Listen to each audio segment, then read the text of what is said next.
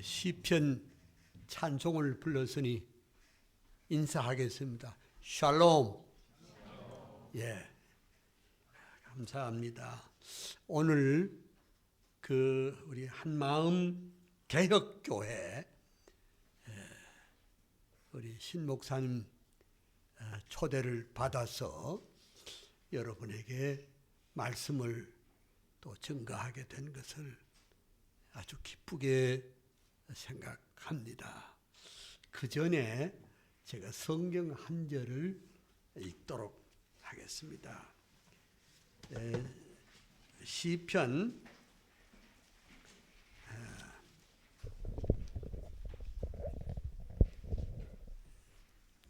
73편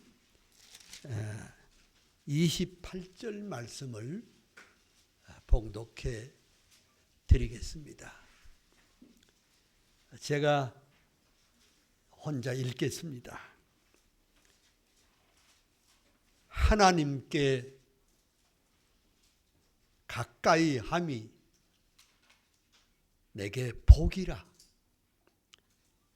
내가 주 여호와를 나의 피난처로 삼아 주의 모든 행사를 전파하리다. 아멘. 우리 한마음교회 모든 성도 여러분들에게 성삼위 하나님의 은혜와 평강과 축복이 넘치시기를 소원합니다.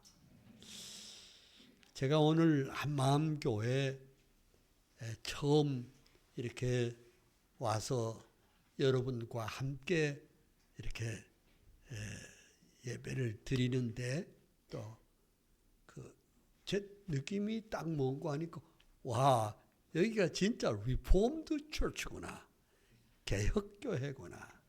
저는 이제 뭐 지금 저는 합동측 교회 목사고 평생 총신대 교수로 있었습니다만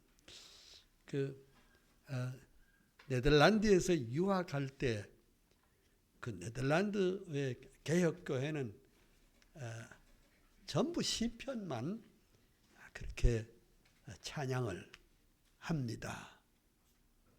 그래 거기서 시편만 부르다가 여기 또 우리가 영미 이 나라에서 온 그런 찬송을 들을 때 영 이상하고 또 그런 느낌이 있었습니다. 오늘 너무 감사하고 또 여기 보니까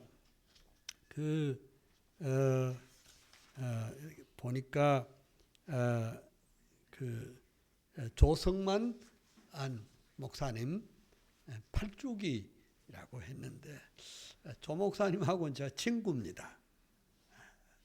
가까운 친구고 또 우리 연구원에도 자주 오시고 마지막 세상 뜨기 한 주간 전에 같이 애찬을 나누기도 했습니다. 나하고 이제 그게 이제 뭐 다른 건 아니고 나는 개혁주의라고 말했더니 조 박사는 끝까지 개혁파 이렇게 말을 했습니다. 그건 왜 그런가 하니까 또 고베 신학교에 하시모도 교장하고 나 친구입니다. 근데 이제 거기 이제 고베 신학교의 전통을 따라서 개혁파, 또 나는 개혁주의 이렇게 말을 하는데, 근데 이제 여러분이 익히 아시는 대로 이제 영국 쪽에는 이제 장로교회라고 프레스비테리안이라고 불렀고 대륙 쪽에는 그런 말을 쓰지 않습니다. 하고 그냥 리폼드, 네덜란드 말로는 흐르프미어르드 이렇게 말하고 독일도 개혁교회, 또 다 스위스 개혁교회. 오늘 여기 내가 놀라운 것을 하나 발견했는데, 어라? 여기서 헬베틱 컴패션을 배우고 있구나. 야, 이런 교회는 여기가 처음입니다. 예. 헬베틱이라는 게 스위스 고백사란 말이에요. 헬베틱. 예.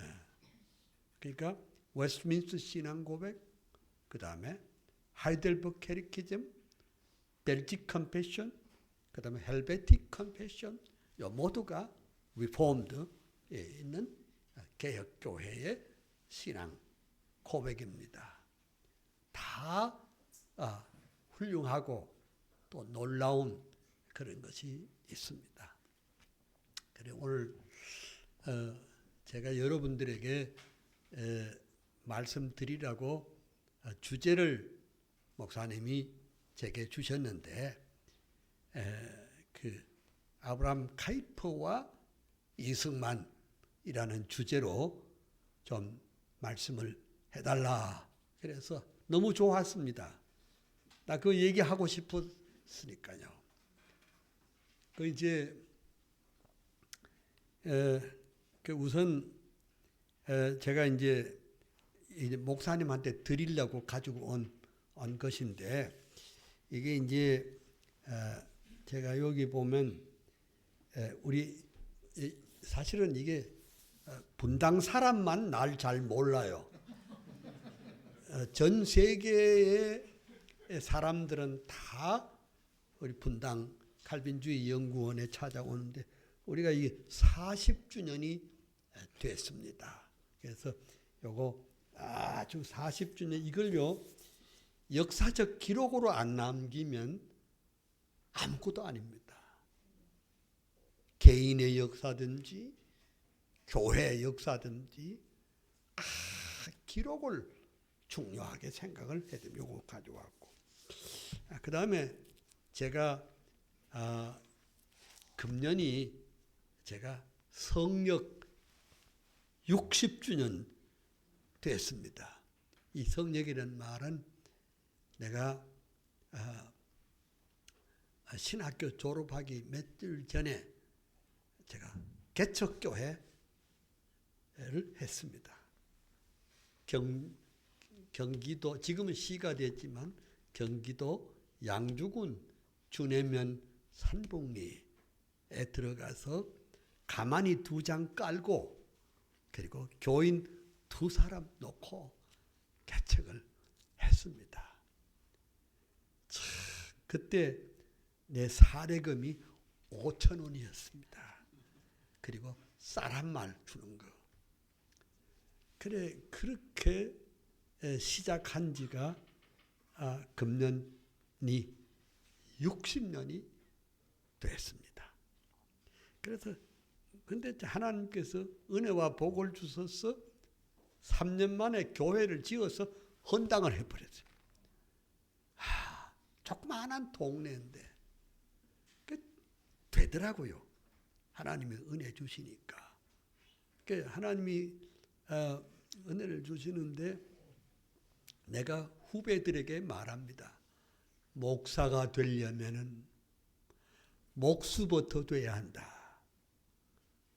대패질하고 톱질하고 못질하고 페인트칠해야, 그런 과정을 거쳐야 목사가 된다. 개척교회 목사라는 그런 겁니다. 내가 볼 때는 목사님이 여기 아까 내가 집사님께 물으니까 28년 됐다고 들었습니다. 와, 대단합니다. 예, 대단합니다. 예. 그래서 또 오후 예배 이렇게 모인 데가 거의 없습니다. 이렇게 정말 감사하고, 여러분들은 우리 성남, 분당 혹은 뭐 다른 데서 오신 분도 계시지만 참 복된 성도인 줄 믿습니다.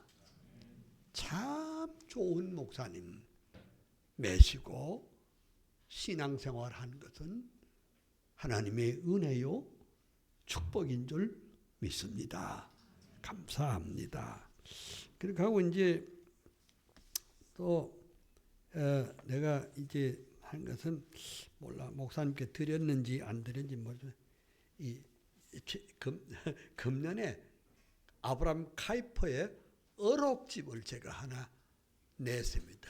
이게 무슨 소린가 하니까 아까 목사님 말씀 들어보니까 카이퍼를 이용해 가지고 헛된 소리 하는 사람들이 많아졌다고 그래요. 참 내가 누가 그런지 대충 짐작은 하는데 뭐 싸울 마음은 없고, 그러니까 아브라함 카이퍼의 가 책을 223권을 썼습니다. 그런데 그 223권을 누가 읽어요? 읽을 수도 없고, 그 다음에 아브라함 카이퍼의 책 가운데는 뭐 30-40페이지의 책들로부터 시작해서 수백 페이지, 뭐 400-500페이지의 책들 전부 합해서 223권인데, 제가 이제 평생을 공부를 하면서 카이퍼의 중요한 메시지들을, 그 어록을 정리를 했습니다. 이게 다는 아니지만 그래도 카이퍼의 책 가운데는 그 사람이 글을 쓸 때 매 책마다 다른 사상이 나오는 것이 아니고, 중요한 그 핵심적인 책에는 그 사람의 사상이 다 녹아져 있습니다. 그 가운데 이제 하나가 하나님께 가까이라는 그 시편 73편 28절을 중심으로 해서 한 그 카이퍼의 명상록이 있습니다. 이야, 좋습니다. 우리의 신앙과 생활에 대한 핵심적인 그 메시지가 거기 나와 있습니다. 근데 이제 그걸 이제 딱 정리해 가지고 여기 말하면 약 한 300여 가지의 주제를 가지고, 가령 예를 들면 개혁주의란 뭐냐, 또 기도란 뭐냐, 성령의 사역이란 뭐냐, 거기에 대해서 카이퍼의 그러니까 뭐 카이퍼의 사상을 그 많은 걸 다 읽을 필요는 없고, 요 정도라도 우리가 보면 참 좋겠다 해서 요거 한 2달 전에 책을 만들었습니다. 그리고 이제 카이퍼의 이제 주저 가운데 하나님께 가까이, 이만큼 두껍습니다. 제가 일찍이 그걸 번역을 한 적이 있습니다. 그 다음 두 번째는 뭔가 하니까 그 카이퍼의 성령론입니다. 근데 이제 성령론은 이제 우리 한국에는 뭐 이상하게 뭐 춤추는 걸 성령이라고 그런데 그거 아니고, 우리 개혁교회 이제 요한 칼빈이 성령의 신학자입니다. 그러다가 이제 존 오원에 와서 그 성령론이 반짝 한번 빛을 발하다가, 그 다음에 아브라함 카이퍼가 성령론을 1000페이지나 썼어요. 와, 거기 있는 것을 좀 내가 취합을 해서 여기 많이 넣었습니다. 그리고 이제 카이퍼가 1898년에 그 프린스턴 대학에서 칼빈주의라는 강연을 했는데, 이제 그것이 이제 뭐 다른 말로는 칼빈주의적 세계관이라고 그렇게 말했는데, 내가 이제 조금 이따가 강의할 텐데 그것이 이제 이승만하고도 연결이 됩니다. 이승만하고 연결이 어떻게 됐는지 제가 좀 말씀을 드릴게요. 그 한 서너 가지 책을 제가 밑줄 딱 긋고, 그리고 또 별표 몇 개 하고 이렇게 모아가지고 카이퍼의 어록집을 만들었습니다. 아마 참 좋을 거예요. 그리고 그 다음에 이제 제가 목사님 드리려고 선물 가져온 것은 그 제가 쓴 책 가운데 아브라함 카이퍼의 사상과 삶이라는 책이 한 15년 전에 제가 참 뭐 이렇게 참 출판을 했는데 그것이 독일어로 번역도 됐어요. 또 불어로도 번역이 됐어요. 물론 영어로도 번역되는데, 근데 가만 생각해 보면은 유럽 사람이라고 해서 유럽에 있는 그 신학과 신앙의 움직임을 제대로 아느냐? 몰라요. 그럼 우리나라 사람이라고 우리나라를 제대로 압니까? 뭐 우리 아는 거 있습니까? 없어요. 저는 저희 외할아버지가 도산서원의 원장이었어요. 놀라지도 않네. 잘 훈련된 분들이기 때문에 놀라지도 않네. 그게 도산서원의 원장인데 나는 그 도산서원의 핵심은 퇴계학파잖아요. 근데 우리가 뭘 알아요? 아무것도 모르죠. 근데 유럽 사람들이 그 칼빈과 카이퍼의 스킬에 대해서 뭘 아느냐? 잘 몰라요. 그래서 독일에서 내 책을 가지고 번역을 했어요. 근데 번역한 내용을 보면 재미가 있어요. 이 책의 특징이 하나 있는데, 이 책의 특징이 뭐냐? 우리가 흔히 보면 카이퍼의 일반 은총 어쩌고 이렇게 많이 하는데, 맞기는 맞지만 내가 주장하는 것은 카이퍼는 일반 은총보다도 특별 은총을, particular grace를 더 많이 강조했다. 우리는 하나님 앞에 내놓을 만한 아무런 건덕지가 없는 죄인이지만 하나님의 거저 주시는 은혜로 말미암아 구원했다. 그러니까 이 일반 은총보다도 특별 은총이 더 강조되었다. 그 다음에 일반 은총이 있다. 그걸 이제 핵심이고. 또 여기 또 보니까 우리가 개혁교회 하면 그냥 교리적인 것만 잘 알면 된다. 이렇게 생각하기 쉬운데, 근데 카이퍼는 푸뉴마톨로지, 즉 성령론을 훨씬 더 강조를 했다.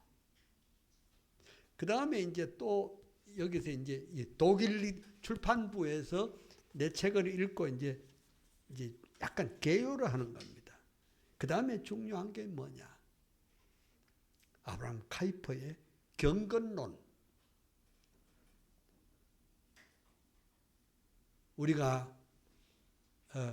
근데 우리가 이제 일반적으로 경건이라고 말하면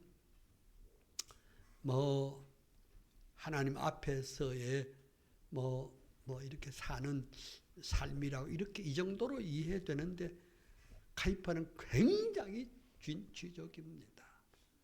다시 말하자면 죄와 싸우는 것, 세속주의와 싸우는 그것을 경건의 한 파트로 본 것. 대단한 것이었습니다. 그런 얘기들이 여기 있고, 그 다음에 카이퍼와 설교학. 그러니까 카이퍼는 카이퍼가 하이델베르크 캐리키즘도 해설도 하고 하여간 책을 많이 썼지만 그 가운데 중요한 것은 역시 성령의 사역에 대해서 그렇게 많이 말했다. 이거 이제 이 독일어 책에 번역이 돼 있고, 그 다음에 이제 또 한 가지는 내가 목사님 드리려고 가지고 온 게 하나 있는데, 그게 뭐냐 하니까 카이퍼와 이승만,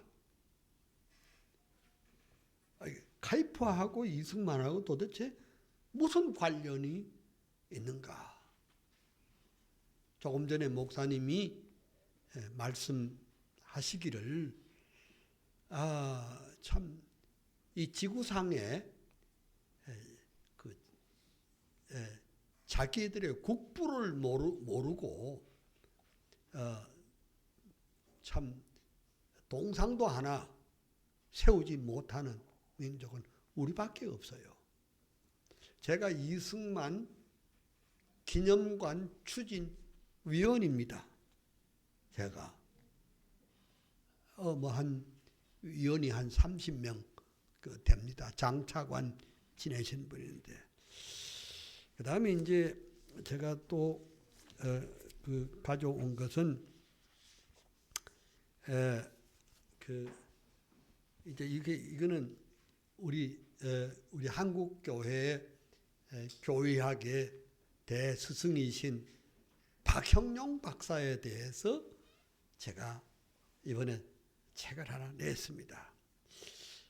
우리가 알기로는 박형룡 박사는 뭐 교의학이나 이렇게 읽는 그런 어른인 줄 알았는데, 그 박형룡의 박사의 자료를 그 자료가 다 제가 가지고 있습니다.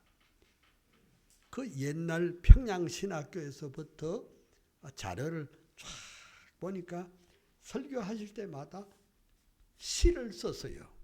그래서 시인으로서 박형룡이라는 그런 이렇게 것이 이렇게 했습니다. 그리고 지금부터 105년 전에 그 3.1운동 때에 목포 양동교회에서 설교하실 때 설교 제목이 하늘의 칼이라는 제목으로 설교를 했습니다. 그러다가 체포돼 가지고 10개월 동안 옥살이를 했습니다. 말하자면은 독립운동 같지요. 그때 쓴 시가 이래요. 유달산 해 기울어 석양이 된 때 목포부 연지동 20번지에 높은 담 철장 속에 들어왔구나. 성명은 변경하여 혁구 요주고 기호는 낮아서 오마에르다. 간수도 호령에 떨고 있으니 영어 중에 이신세 가련하구나. 여기 1920년에 쓴 시입니다. 근데 해설을 좀 내가 쭉 달았습니다. 그 다음에 이제 뭐 이런 거, 이게 오늘 강의 본래 목적이 아니니까요. 이렇게 얘기를 하고, 그 다음에 내가 이제 이걸 이전에 목사님께 드렸는지 몰라도 지금부터 35년 전에 제가 한국에서 최초로 아브라함 카이퍼 자료 전시회를 했습니다. 이제 어디서 했는가 하니 지금 통합적 100주년 기념홀에서 거기서 했습니다. 이게 뭐 전 세계 사람들이 다 축하와 축복을 보냈던 것이 사실입니다. 그리고 이제 오늘 사실은 제가 그걸 했습니다. PPT를 준비를 해왔습니다. 근데 목사님이 이전에 다른 데서 특강할 때 목사님이 PPT를 해가지고 아주 설명을 잘 하시더라고요. 그래서 나도 오늘 그냥 가면 안 되겠다 싶어가지고 우리 조수 목사님에게 만들어 왔어요. 만들어 왔는데 그 시설이 없다고 그래서 그래서 그냥 제가 그 오늘 핵심이 카이퍼와 이승만입니다. 그럼 왜 카이퍼냐? 그럼 카이퍼가 세상을 뜬 지가 100년도 더 됐습니다.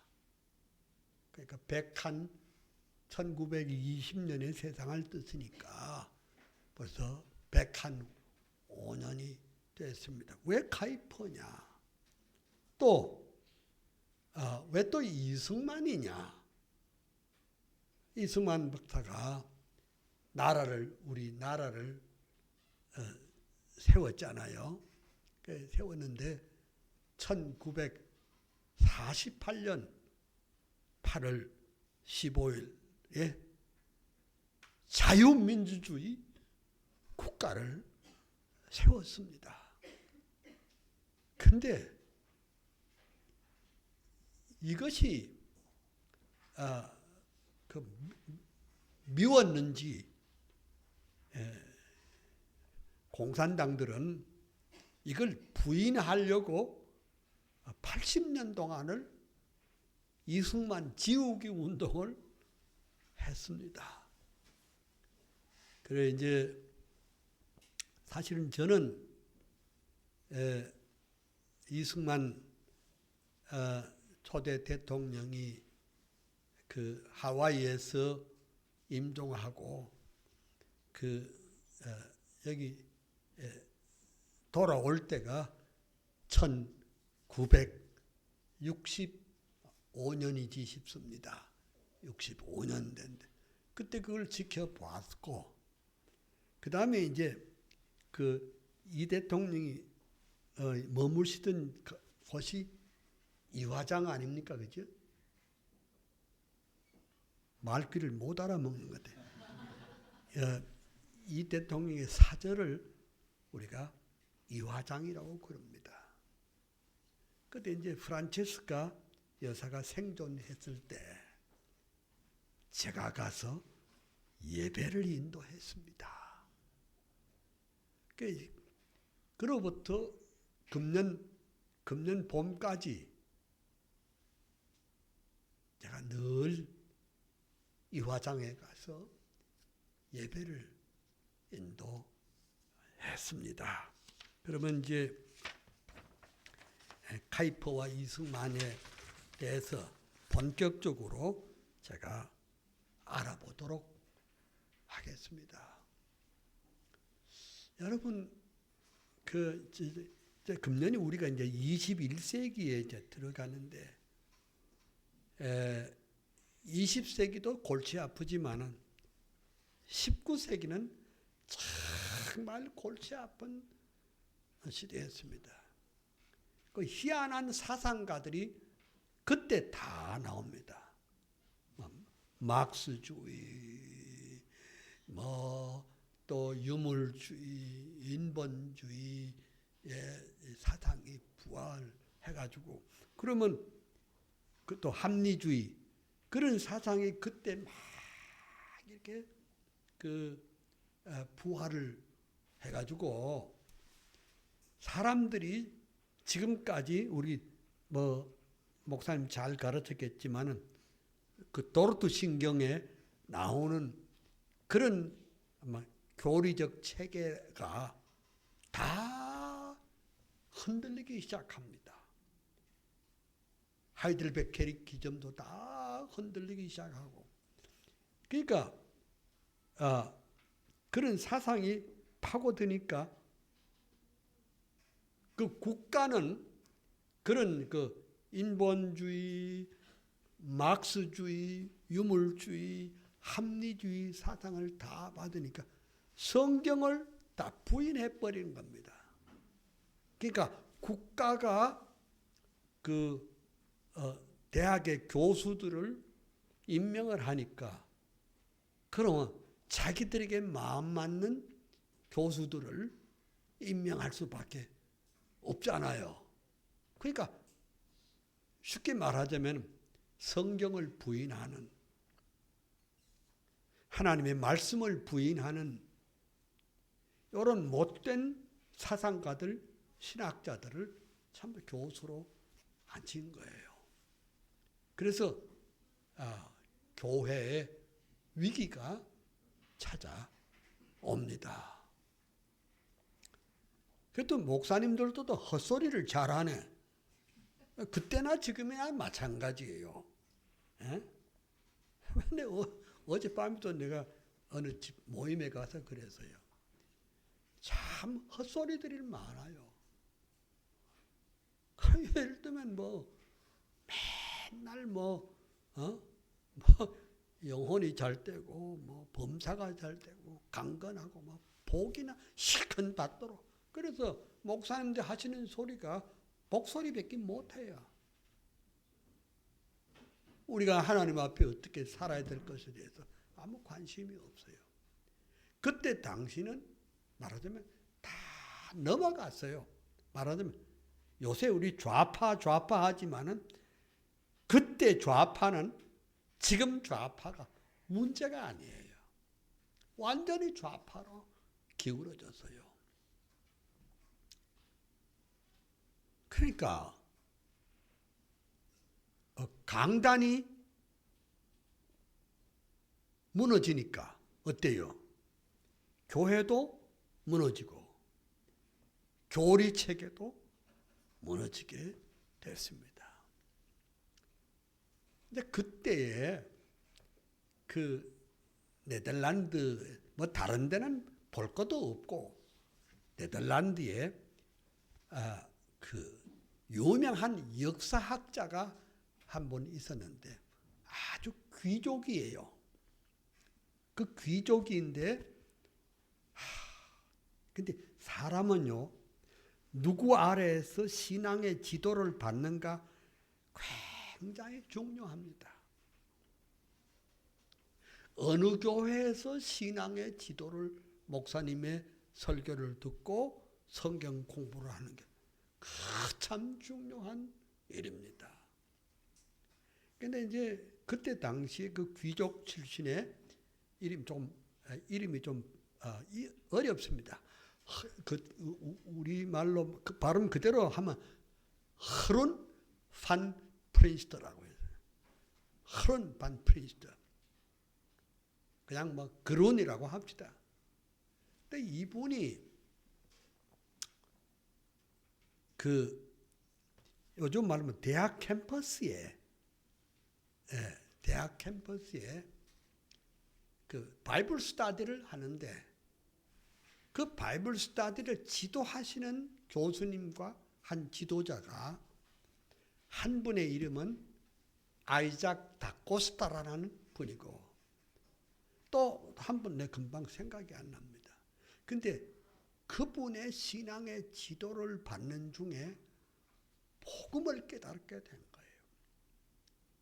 사실 우리가요, 예수 믿어도 복음을 못 깨닫는 사람들이 엄청 많아요.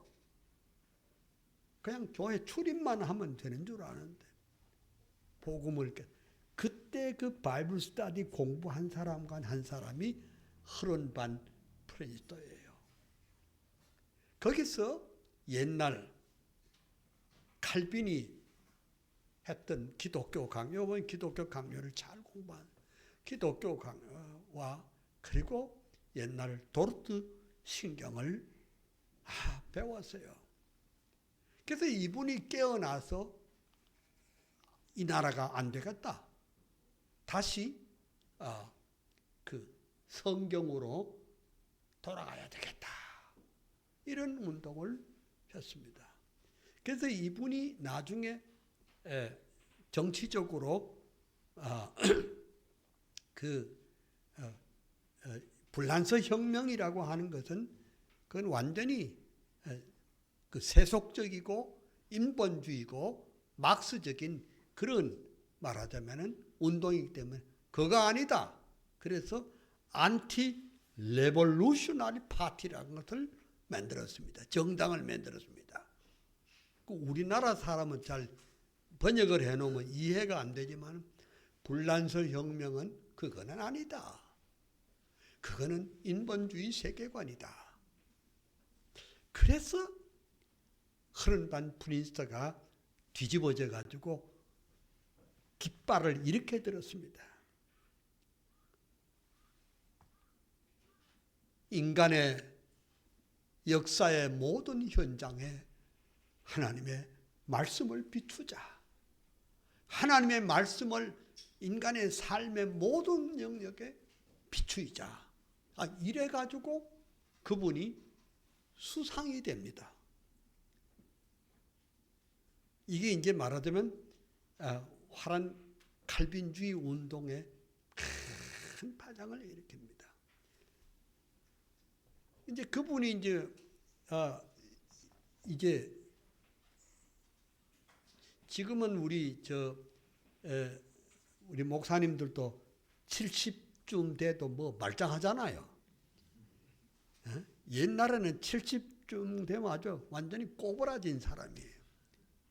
그러니까 이제 흐른반 프린스가 정계를 은퇴하고 있을 때,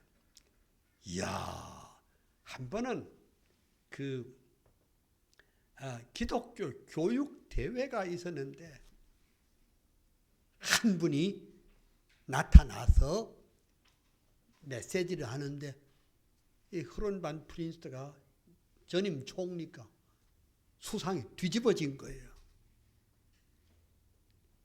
그날 그 뒤에서 기다리다가 젊은 카이퍼의 손을 잡고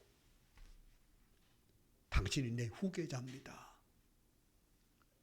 역사와 인생의 어두운 곳에 하나님의 말씀을 비춰야 합니다. 그래서 이제 카이퍼를 후계자로 이렇게 삼게 됩니다. 그러면 아브라함 카이퍼도 사실은 본래 삐딱한 사람이었어요. 근데 이제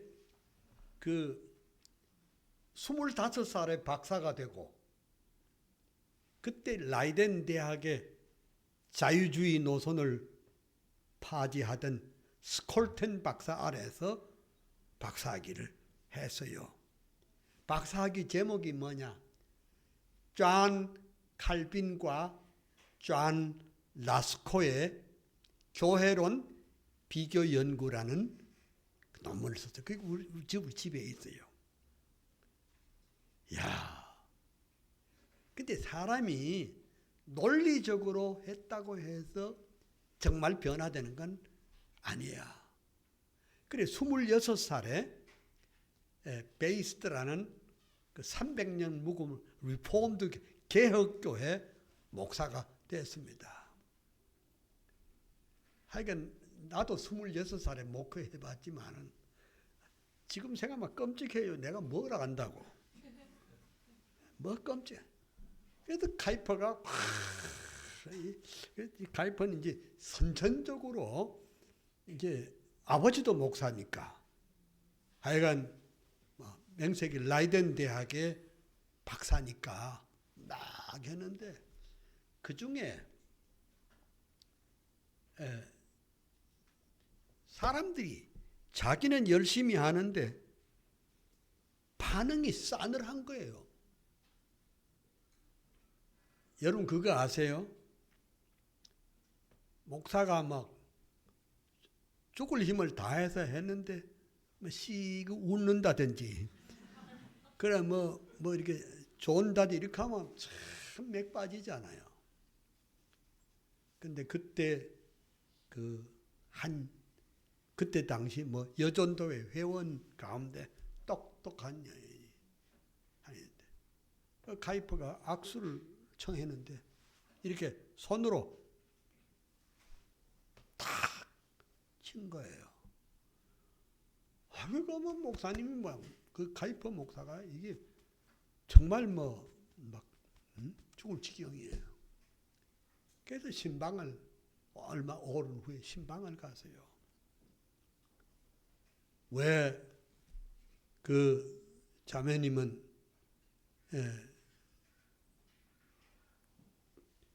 제 설교에 대해서 무슨 불만이 있는지 왜 저를 거부합니까? 그랬더니 그 여성도가 뭐라고 해요? 목사님의 설교는 개혁주의 신학과 멉니다. 개혁주의 신학으로 돌아오세요. 그 카이퍼가 화들짝 놀래가지고 거기서 크게 말하자면 돌아섰습니다. 완전히 터닝했습니다. 그래 그로부터 이제 말하자면 철저한 칼빈주의자가 됩니다. 그래서 당대에도 카이퍼만큼 칼빈을 연구한 사람들이 없었어요. 그럼에도 불구하고 그냥 논리적으로 칼빈을 아는 거하고 정말 삶 전체를 통해서 칼빈을 아는 건 또 다르지요. 그래서 거기서 4년 임기를 마치고 달랑 30살 나이에 우트레흐트에서 제일 큰 교회 목회자가 됐어요. 그럼 교회가 어느 정도 큰가? 내가 오래전에 가보니까 2차 대전 때문에 폭격을 맞아가지고 이게 앞에가 무너졌는데 무너진 그대로 있어요. 근데 거기서는 우트레흐트 때는 말하자면 당대에 걸출한 신학자들이 장로, 집사 뭐 다 앉았는데 그 달랑 30살밖에 안 된 사람이 거기서 목회를 하다가 34살에 암스테르담 중앙교회 목사가 됐어요. 이야. 근데 그때 그게 이제 언제쯤 하니까 1880년 10월이었어요. 그때 발표한 것이 그 유명한 영역주권 사상이라는 것을 발표하면서 프라야 유니버시티를 거기서 이제 설립을 합니다. 그러니까 참 지금 생각하면 우리 평양신학교가 맨 처음 2사람 놓고 시작했어요. 맨 처음. 나중에 뭐 합해가지고 7명 졸업했는데 카이퍼가 처음 그 프리 유니버시티를 시작할 때는 교수 5명, 학생 5명, 그게 전부였어요. 그래서 거기서 하나님의 주권은 삶의 모든 영역에 역사하신다. 이제 그런 얘기예요. 근데 이제 그것을 이제 그 말이 무슨 말인가 하니까 제가 오늘 아침에 성경을 읽으면서 그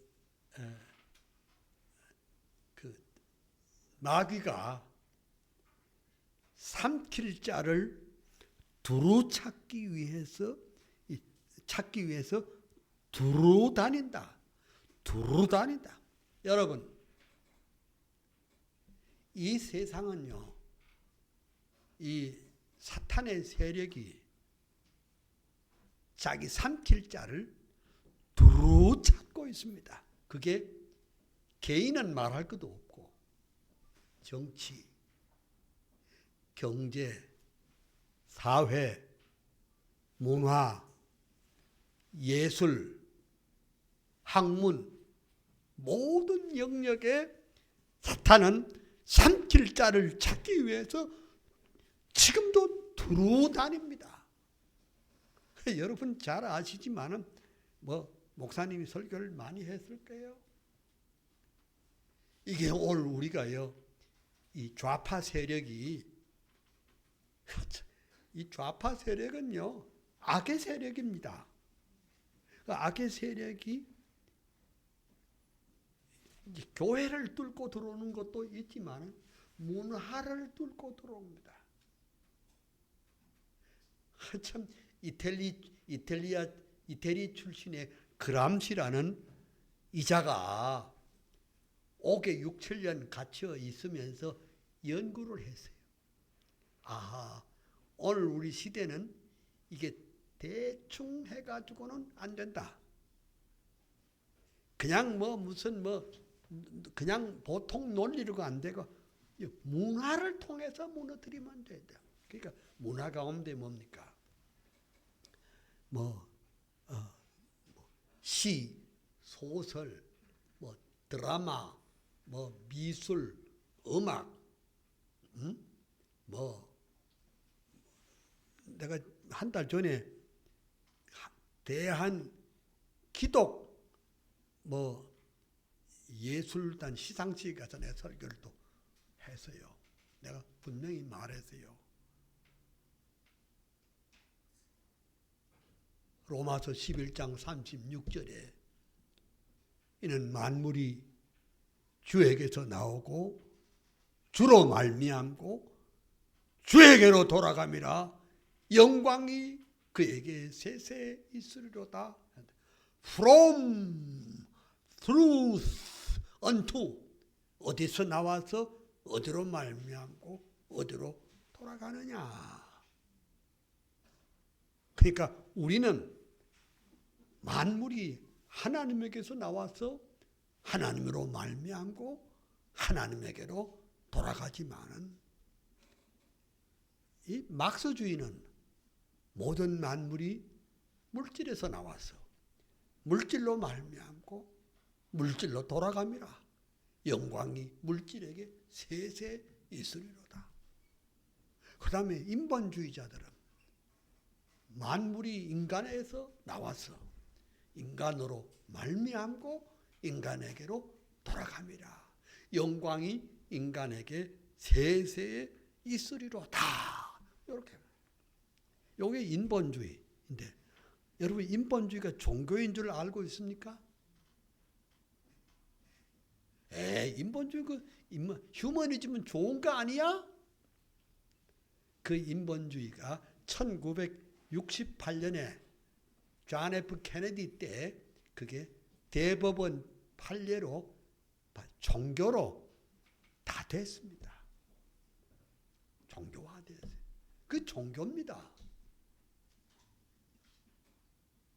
그러니까 우리 한국교회가 예수는 믿는데 소속교회 집사장로는 맞는데 옆 머리에는 뭐가 들어있는가? 휴머니즘이 들어가 있고요. 여기는 뭐가 들어있냐? 좌파가 들어가 있어. 그람시가 들어가 있어. 그 문화를 통해서 뒤집겠다. 지금 우리 다 뒤집혀 있어요. 거의 다 뒤집혔어요. 자, 다시 이제 카이퍼로 돌아갑니다.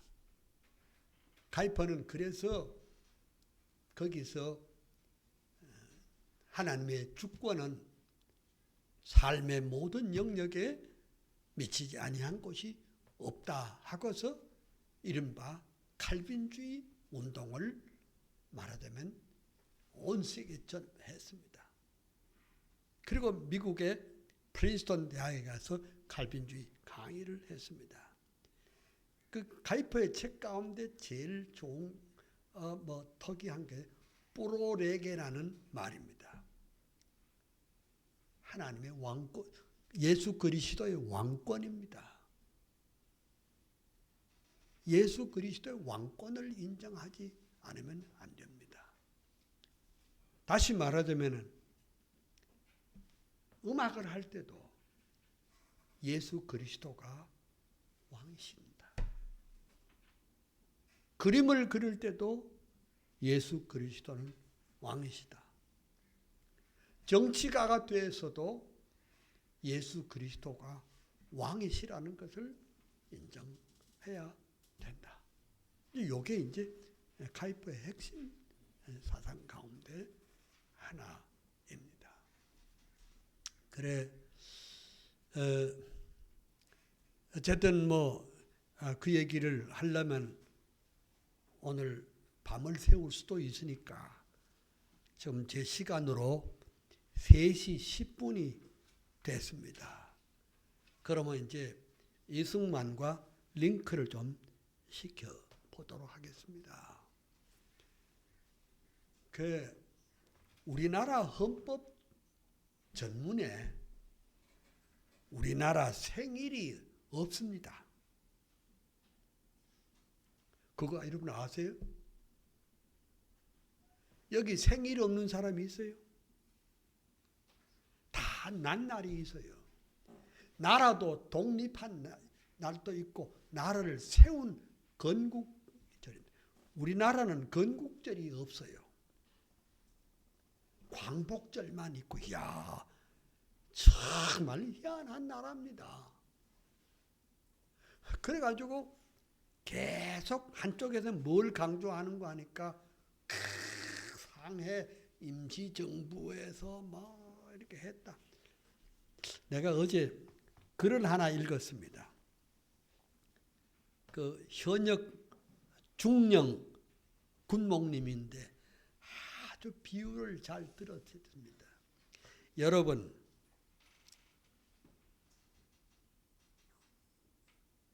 출산도 중요하지만은 임신도 중요하잖아요.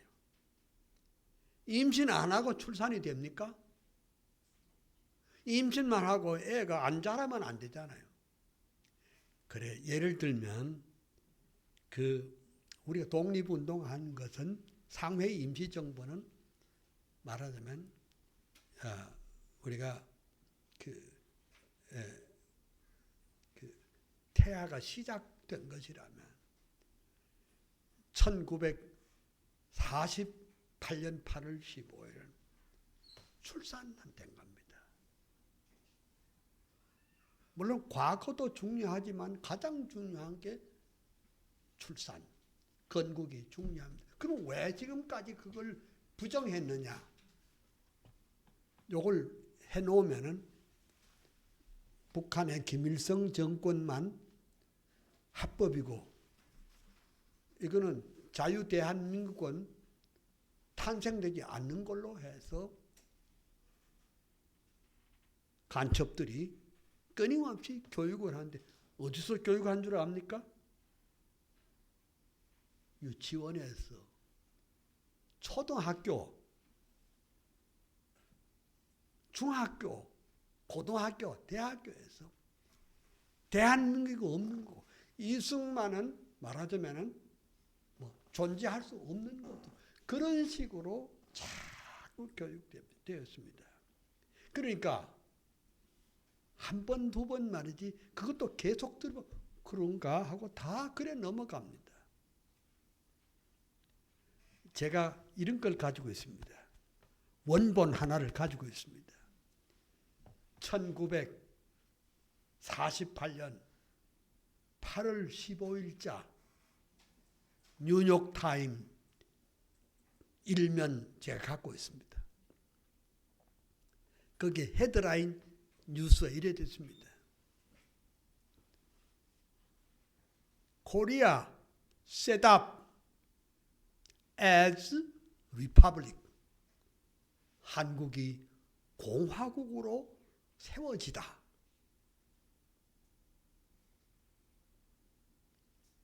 그때 기자가 미국의 리차드 존스톤입니다. 그 기사가 이래 되어 있습니다. 1948년 8월 15일 리퍼블릭 오브 코리아, 한국말로 대한민국, 영어로 대한민국. 그러니까 이 대한민국이 누가 세웠느냐? 주권 국가로 세워진 누가? First President 닥터 성만 리. 나 우리 칼빈주의 연구원에 손님 오면 그걸 뒤밀어요. 이거 봤냐? 처음 봤다는 거예요. 그러니까 여기 우리 한국에 똑똑한 사람 많잖아요. 똑똑한 사람이 다 부정해요.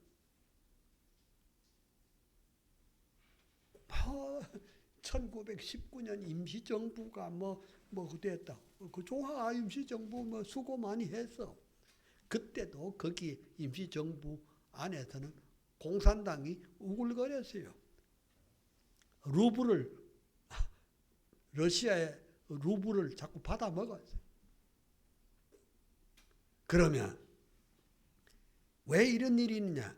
우리가 싸워서 독립한 게 아니기 때문에. 우리가 일본하고 싸웠어요?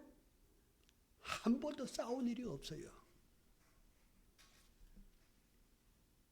미국이 히로시마와 나가사키에 원폭을 터뜨리, 그 원폭 터뜨린 사람이 누군 줄 아세요?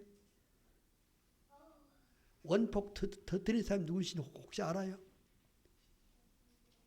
고신측 선교사로 왔던 하도레 선교사가 그때 그 폭탄 떨어졌어요. 그거 하고 한국에 선교사로 왔습니다. 야, 내가 이걸 기사로 썼더니 고신측에도 화들짝 놀래. 우리는 지금 뭐하고 앉아 자빠졌나? 우리 교단에 선교사로 왔던 그분이 히로시마에 원자 폭탄 투하한 바로 그 파일럿이라는 걸 왜 이제 알았나? 사람들이 역사에 대해 관심이 없기 때문에 그렇습니다. 우리는 싸워서 독립한 것이 아니고 연합군의 승리로 거저받았어요. 그러니까 어제 내가 또 책을 읽으니까 그 북한에서 그 공산 치하 3년 있다가 오신 한 분의 그걸 보니까 이거는 김일성이가 맨 처음 한 짓은 인민군대부터 먼저 만들었고 목사 다 죽이고 처단하고 교회 부수고 이 작업을 한 거예요. 그래서 하는 말이 우리 공산당은 파괴가 전문이다.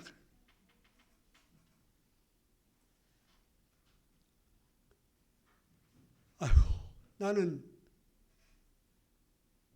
우리 대한민국이 자유민주주의 국가로 여태껏 이렇게 부흥하고 발전한 게 이게 하나님의 은혜입니다. 제가 1993년에 모스크바에 갔어요. 모스크바에 떡 가가지고 뭐 했는가 하니까 그때 한국학 세계 대회가 있었어요. 내가 한국 대표로 갔어요. 근데 그때 한국 대표로 갔는데 서울대 교수가, 고려대 교수, 여기 우리 동네에 있는 그 한국 종합 거기 있죠. 여기 인스티튜트 있죠. 거기 교장하고 갔는데 아니 서울대 교수님이 헛소리를 하네. 한국의 현대화는 유교 때문이라고 그래. 이런 유교 때문에 망한 나라가 우리나라인데 그러니까 속에 복음이 없으면 헛소리 하도록 돼 있어요. 고려대 교수님이 딱 나가서 하는 말이 뭐라 그런 줄 알아요? 한국의 현대화는 한강의 기적 때문이라. 이 사람 뭐 하는 짓인가? 내가 딱 올라가서 한국의 근대화는 복음 때문입니다. 한국의 근대화는 기독교 때문입니다. 1884년에 알렌이 오고 1885년에 언도호두와 아펜셀레가 오고 그리고 그 다음에 1890년에 마포 삼렬이 와서 그때는 여성들이 이름이 없었어요. 김씨 부인, 박씨 부인.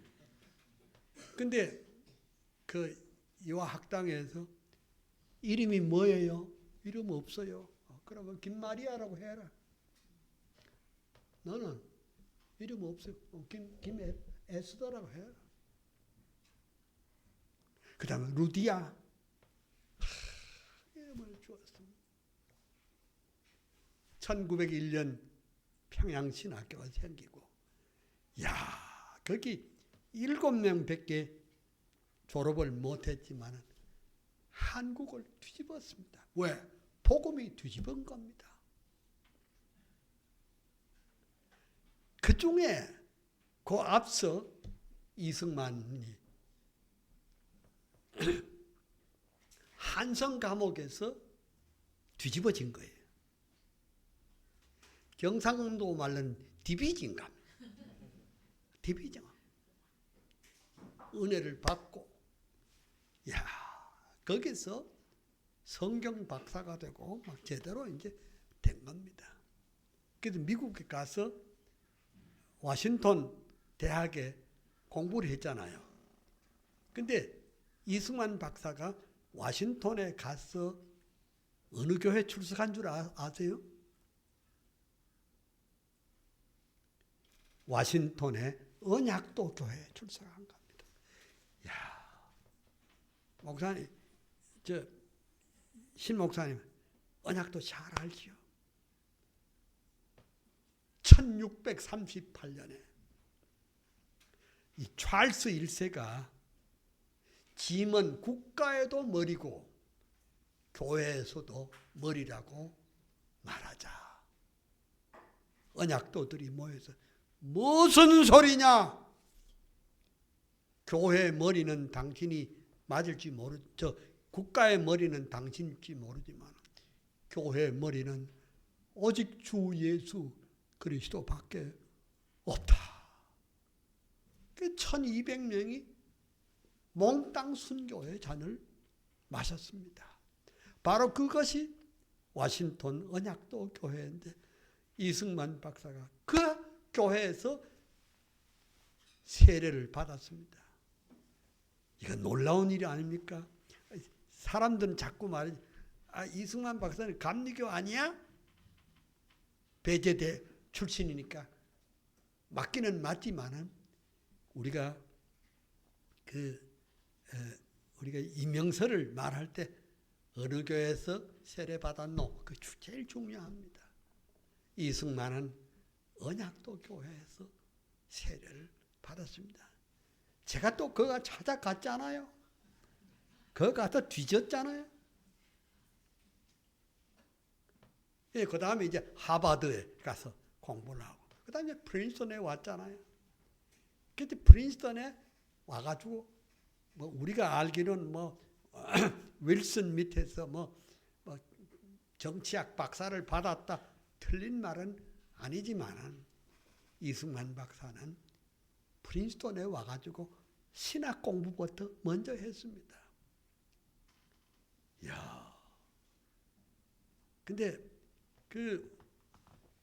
이승만 박사가 신학 공부를 할 때 그때 프린스턴에 말하자면 오너가 누구냐? 월필드입니다. 그다음에 그래서 거기서 이제 공부를 하는데 뭘 공부를 했느냐? 참 중요한 것은 한경직 목사님과 박형용 목사님의 스승인 찰스 올드만 밑에서 바울 신학을 공부를 또 했어요. 그 다음에 닥터 그린 밑에서 기독교 변증학을 공부했네. 여러분, 신학이 다 중요하지만 그 중에 핵심적인 가운데 바울 신학과 그리고 기독교 변증하기 참 중요합니다. 그때 그레시안 메이체는 교수는 아니고 그냥 강사 시절이었어요. 그래서 그때 거기 계시는 동안에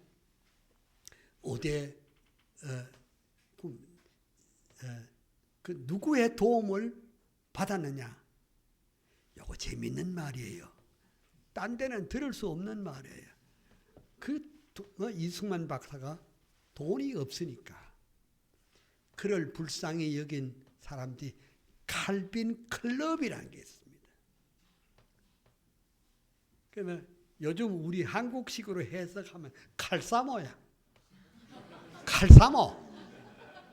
그러니까 칼빈과 칼빈주의를 좋아하는 모임, 칼빈 클럽에서 이 박사님의 그 돈을, 재정 후원을 했거든요. 그 기숙사는 어디에 있느냐? 하찌홀에서,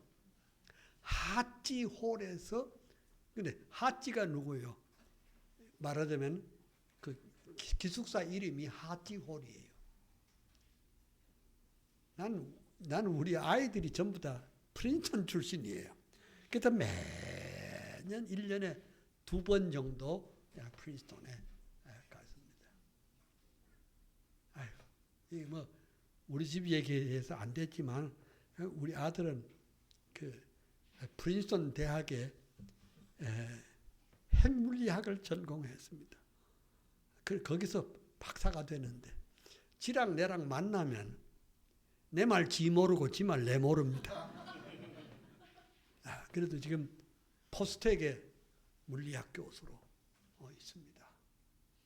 그리고 한국 그 기초과학 위원장이에요. 차관급이 되었는데 내가 그래서 뭐 아이들이 10여 년을 있는 동안 매년 그래서 내가 그 프린스턴 신학교 교수한테 뭐 자료 있으면 좀 내주시오.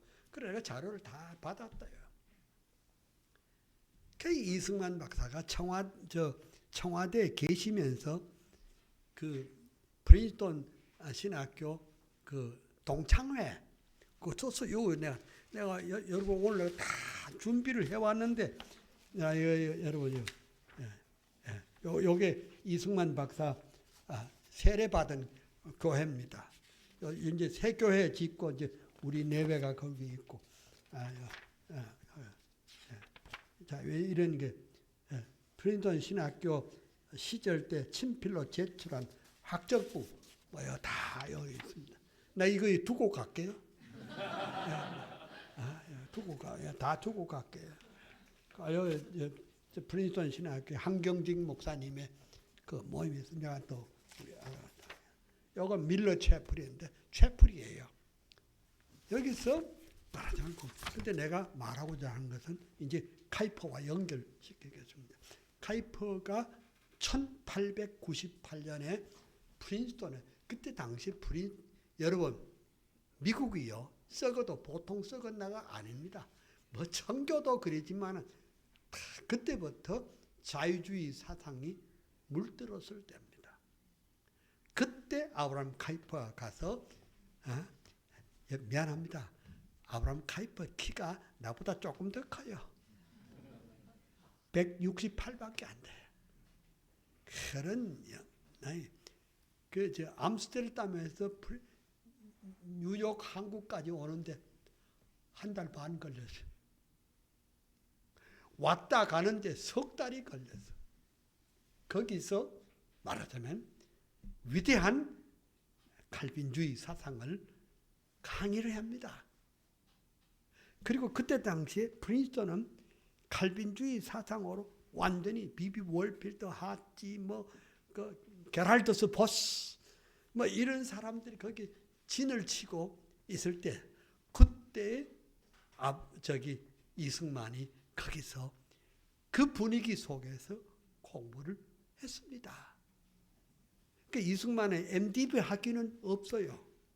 없지만은 MDiv 이상으로 신학을 공부했다. 그래서 그 가슴에 있는 게 뭐니까 하나님의 영광과 주권을 위해서 일하는 것은 목사도 중요하지만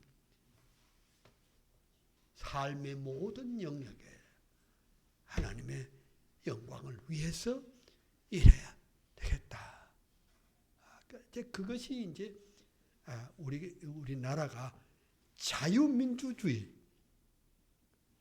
세계에서 학력 제일 높은 사람이 누구냐? 이승만 대통령이에요. 요새는 뭐 참 이상한 한 짓 하다가 대통령 된 사람도 많잖아요. 참 미국의 대통령 가운데 이승만만큼은 스펙이 좋은 사람은 없어요.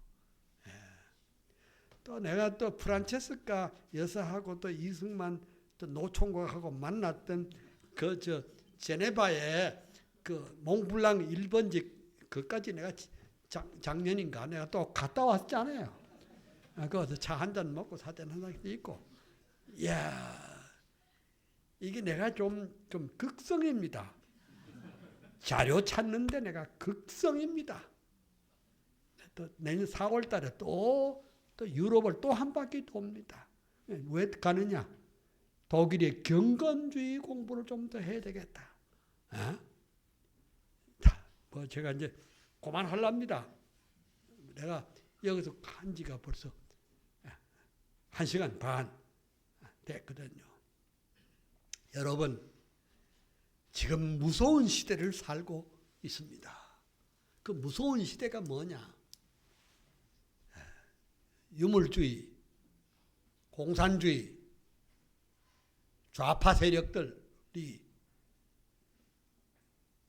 성경 있는 대로 마귀가 삼킬 자를 두루 삼키기 위해서 정치, 경제, 사회, 문화, 예술 전 영역을 해서 살을 말하자면 낳고 채는 가운데 우리 하나님의 영광을 최우선으로 삼고 있는 우리 개혁파 교회, 개혁주의 성도들은 내가 이제 카이퍼의 직계 제자라고 할 수 있는 헤르만 도에베르드 박사님을 내가 53년 전에 내가 말도 잘 안 통하는데 쳐들어갔습니다. 일단 쳐들어가고 보는 겁니다.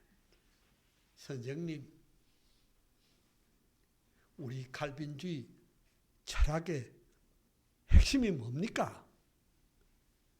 그 어른이 그때 83세였다.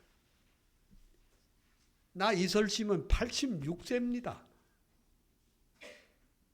근데 씩 웃으면서 하는 말이 뭔 철학이라고 할 거는 없고 내가 아는 것은 시편 119편 105절 주의 말씀은 내 발의 등이요 내 길의 빛이니이다.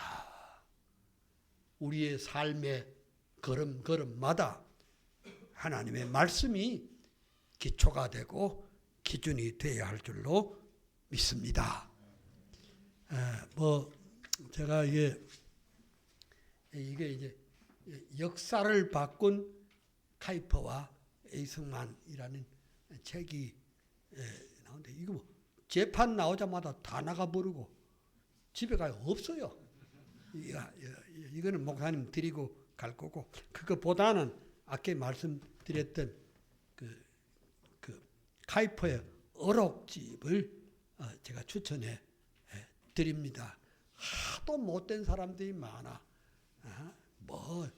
좀 안다는 사람들이 좌파로 돌아가가지고 카이퍼를 슬쩍슬쩍 이용해가지고 카이퍼는 뭐 사회주의적인 뭐 그런 요소가 있다 어쩌고 저쩌고 하면 말도 못하고 아니 독일에서 그 나온 책들은 그거 아니고